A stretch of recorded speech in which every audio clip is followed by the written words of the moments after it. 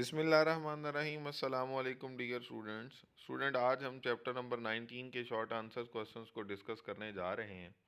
इन तमाम short answers को जब हम डिस्कस कर रहे होंगे तो टॉपिक्स में मैंने आप लोगों को जो पॉइंट्स बताए हैं उनको अगेन हम आज डिस्कस करेंगे। तो आइए देखते हैं सबसे पहले क्वेश्चन को। पहला क्वेश्चन है, since mass is a form of energy can we conclude that a compressed spring has more mass than the same spring when it is not compressed। यानी कि एक स्प्रिंग को अगर हम कंप्रेस करें तो उसके पास ज़्यादा मास होगा एज कंपेयर टू उसी स्प्रिंग को जब वो कंप्रेस नहीं होता।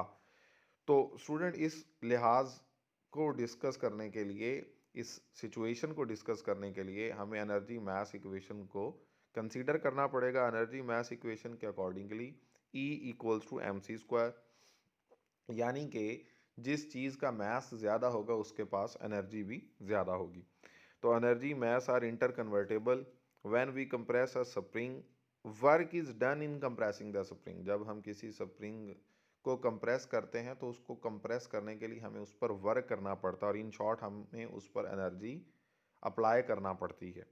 This work done is change into energy which can be converted into mass, hence mass is increase.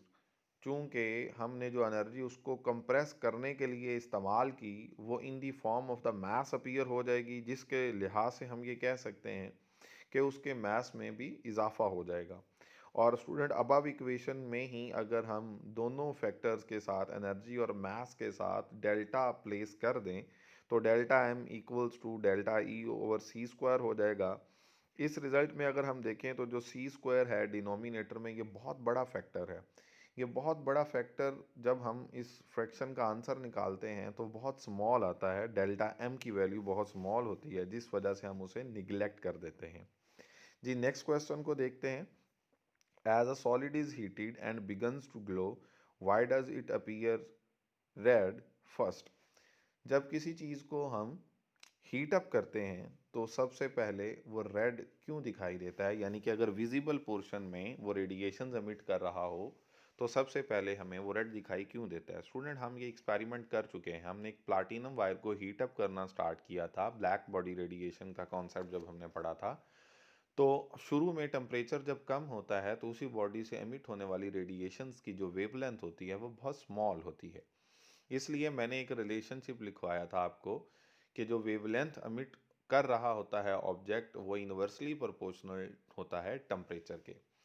तो शुरू में चूंकि टेम्परेचर कम होता है इसलिए वेवलेंथ की वैल्यू विजिबल पोर्शन में जो एमिट होंगी वो ज़्यादा होगी। और सबसे लॉन्गेस्ट वेवलेंथ चूंकि रेड कलर की है इसलिए सबसे पहले वो रेड अपीयर होता है। जी नेक्स्ट क्वेश्चन को देखते हैं। What happens to the total radiation from a black body if its absolute temperature is doubled? अगर हम किसी बॉडी ने जो रेडिएशंस एमिट की हैं, अगर उस टेम्परेचर को हम डबल कर दें जिस पर वो रेडिएशंस एमिट कर रहा था तो टोटल रेडिएशंस पर क्या इफ़ेक्ट होगा। तो स्टूडेंट हमने इसके बारे में भी पढ़ा।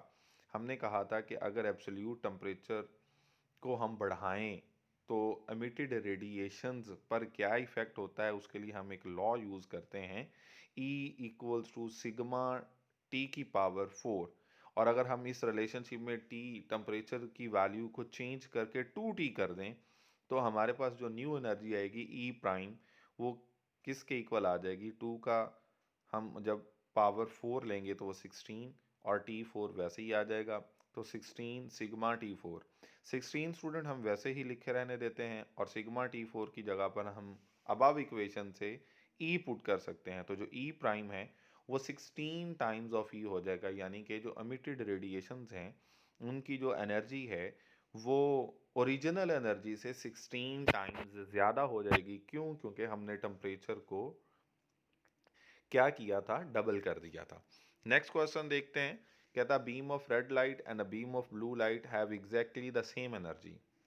यानी कि दो हमारे पास लाइट की बीम्स हैं, एक का कलर रेड है और एक का कलर ब्लू है और दोनों की एनर्जी सेम है।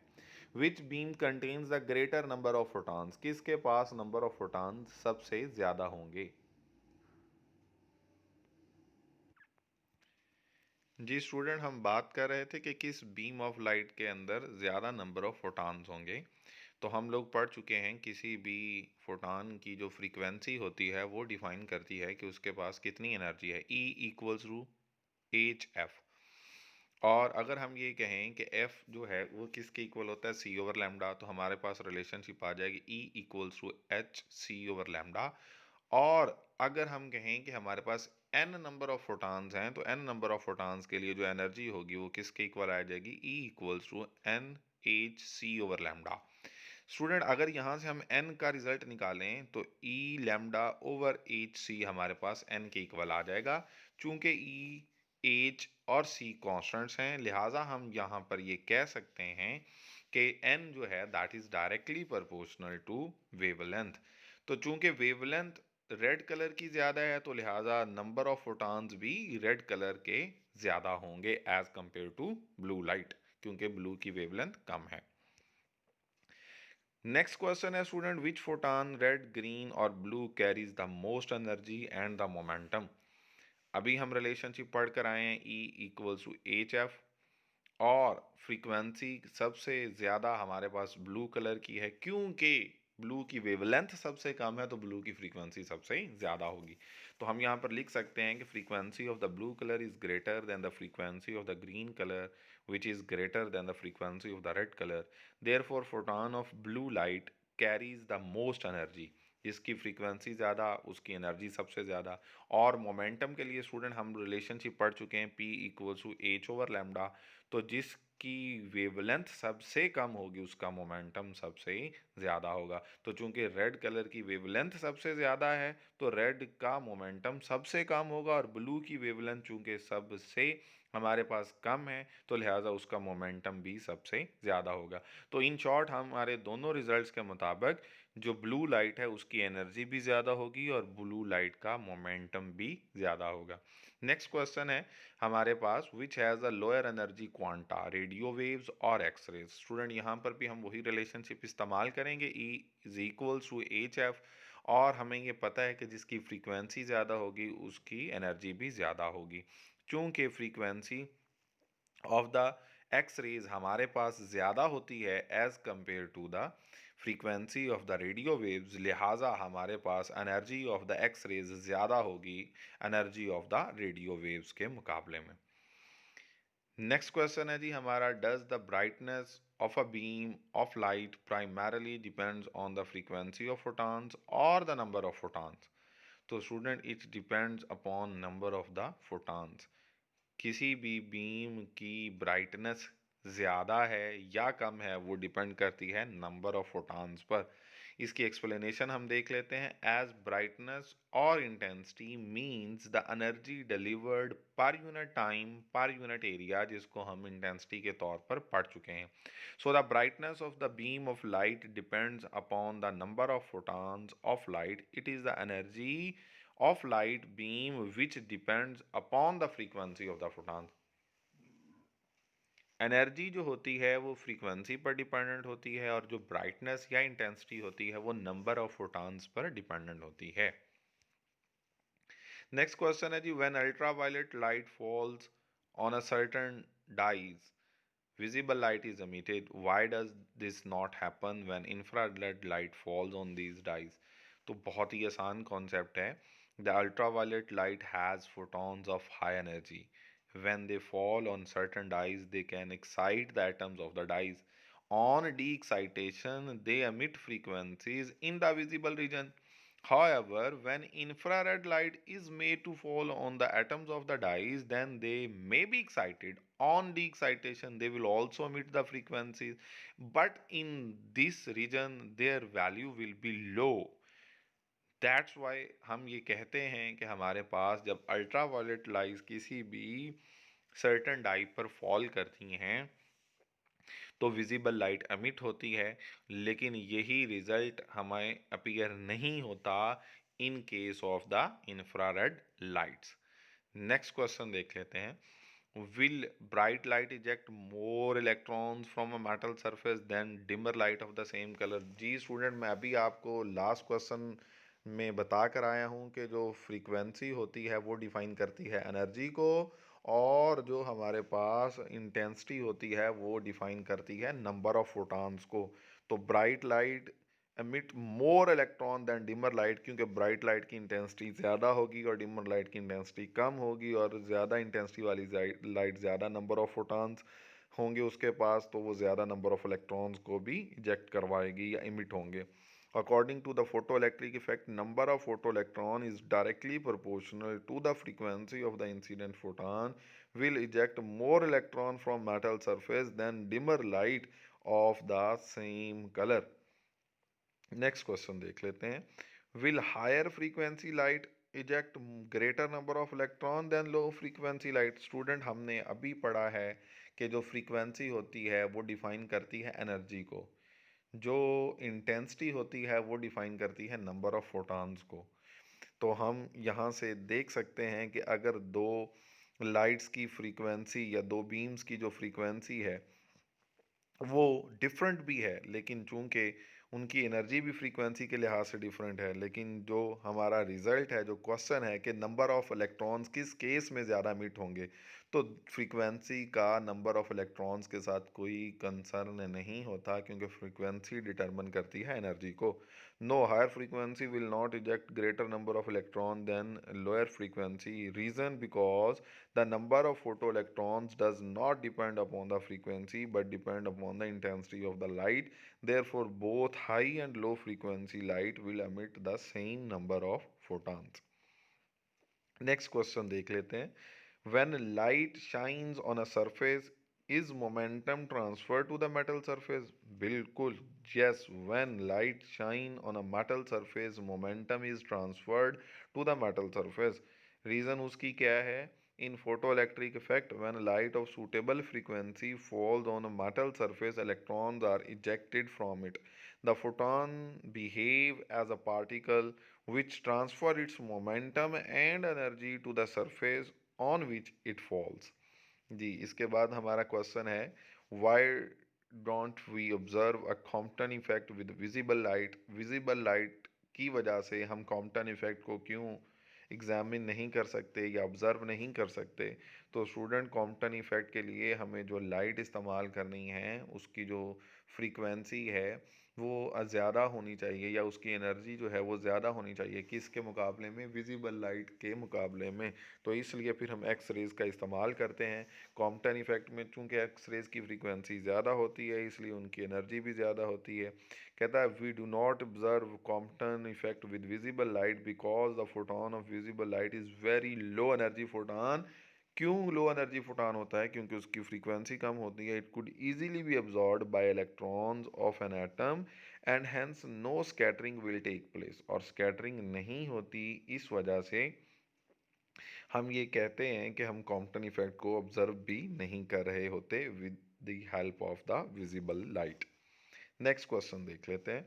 Can pair production take place in vacuum? Explain. No, pair production can not take place in vacuum, क्योंकि हमने ये पढ़ा था कि law of conservation of momentum must be satisfied. Therefore the interaction usually take place in electric field in the vicinity of heavy nucleus as shown in the figure to conserve the momentum. Thus pair production can not take place in vacuum.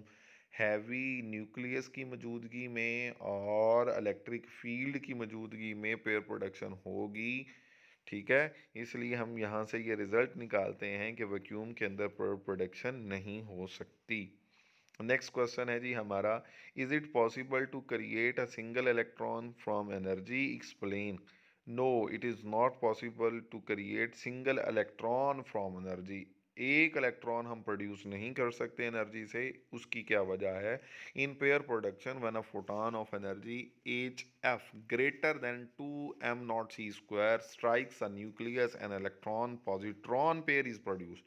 Hence, we cannot violate the law of conservation of momentum and charge. Thus, no single electron can be produced by energy. Next question है कि if an electron and proton have the same de Broglie wavelength, which particle has greater speed? जिसकी speed ज़्यादा होगी. तो student, electron will have greater speed. Reason because lambda equals to H over M B, और अगर हम यहाँ से v की वैल्यू निकालें तो h ओवर m लैम्डा. चूँकि हम ये कहते हैं कि इलेक्ट्रॉन का मास कम है तो उसकी स्पीड ज़्यादा होगी, और प्रोटॉन का मास ज़्यादा है तो इसलिए उसकी स्पीड कम होगी। According to this equation, proton being heavier greater mass will have smaller velocity. Next question देख लेते हैं। We do not notice the de Broglie wavelength for a pitch cricket ball, why? क्योंकि हम यहाँ पर भी यही कहेंगे कि डी ब्रॉगली के मुताबिक lambda equals to H over M V. Pitch cricket ball का जो मैथ ज़्यादा होता है और ज़्यादा मैथ की वजह से उसका जो वेवलेंथ का रिजल्ट आएगा वो बहुत स्मॉल होगा। सो हम ये कहते हैं कि उस स्मॉल वेवलेंथ को हम डिटेक्ट नहीं कर पाते, जिसकी वजह से हम कहते हैं कि पिच क्रिकेट बॉल के केस में हम डी ब्रॉगली वेवलेंथ को नोटिस नहीं कर पाते। नेक्स्ट क्वेश्चन देख लेते हैं जी। If the following particles all have the same energy, which has the shortest wavelength? Electron, alpha particle, neutron या प्रोटॉन? तो स्टूडेंट ये बहुत इंपॉर्टेंट क्वेश्चन है। Alpha particle will have the shortest wavelength, reason because क्योंकि alpha particle का मास सबसे ज़्यादा है जो गिवन पार्टिकल्स हैं इनमें। जिसका मास ज़्यादा होगा उसकी वेवलेंथ कम होगी, according to de Broglie wavelength lambda equals to H over M V. या हम इस रिलेशनशिप को ऐसे भी लिख सकते हैं कि kinetic energy is equals to half M V square, और M V square equals to two, उधर जाकर मल्टीप्लाई हो जाएगा टू इंटू काइनेटिक एनर्जी, और इक्वेशन की दोनों साइड को अगर हम एम से मल्टीप्लाई कर दें तो M square V square equals to two M into kinetic energy, और अगर दोनों साइड पर रूट ले लें तो M V equals to two M into kinetic energy, और एम वी की ये value lambda equals to H over M V वाले रिलेशन में पुट करें तो हमारा रिजल्ट आ जाता है lambda equals to H over two M into kinetic energy. और अगर हम इसे मज़ीद सिंप्लीफाई करें तो we can write as lambda equals to H over two M under root और काइनेटिक एनर्जी अंडर रूट। यहाँ से हम ये देख सकते हैं कि जो एच है और जो काइनेटिक एनर्जी है ये तो कांस्टेंट है, तो फिर इसका मतलब क्या हुआ कि जो वेवलेंथ है वो मास के स्क्वायर रूट के इन्वर्सली प्रोपोर्शनल है, और जब वो उसके इन्वर्सली प्रोपोर्शनल होगी तो इस रिलेशनशिप के मुताबिक अल्फ़ा पार्टिकल का मास चूँकि सबसे ज़्यादा है, लिहाजा उस ज़्यादा मास की वजह से उसकी वेवलेंथ सबसे कम होगी। नेक्स्ट क्वेश्चन देख लेते हैं। When does light behave as a wave, when does it behave as a particle? तो ये बात स्टूडेंट हम लोगों ने बड़ी डिटेल में पढ़ी हुई है कि wave nature of the light कब हम कहते हैं प्रोमिनेंट होती है और पार्टिकल नेचर कब प्रोमिनेंट होती है। When energy of photon of light is only about 10 raise to power minus 10 electron volt, so it cannot be detected as a quantum, so it behaves like wave. Light behave as a wave in the phenomena of interference and diffraction and polarization, whereas light behave as a particle in case of photoelectric effect and Compton effect and per production. Next question. What advantages an electron microscope has over an optical microscope? Electron microscope की हमने कहा था magnification power भी ज़्यादा है, रेजोल्विंग power भी ज़्यादा है, छोटी सी छोटी डिटेल्स ऑफ द ऑब्जेक्ट को भी बड़ी आसानी से देखा जा सकता है, 3D इमेज भी देखा जा सकता है। ठीक है स्टूडेंट, तो ये वो तमाम पॉइंट्स हैं जो हमने यहाँ पर लिखे हुए हैं, हमने इनको पढ़ा भी हुआ है, तो आप इनको राइट डाउन कर सकते हैं। आई होप कि आपको ये तमाम पॉइंट्स जो हमने डिस्कस किए हैं बहुत अच्छी तरह से समझ आ चुके होंगे। अपना बहुत सारा ख्याल रखिएगा। अल्लाह हाफिज़।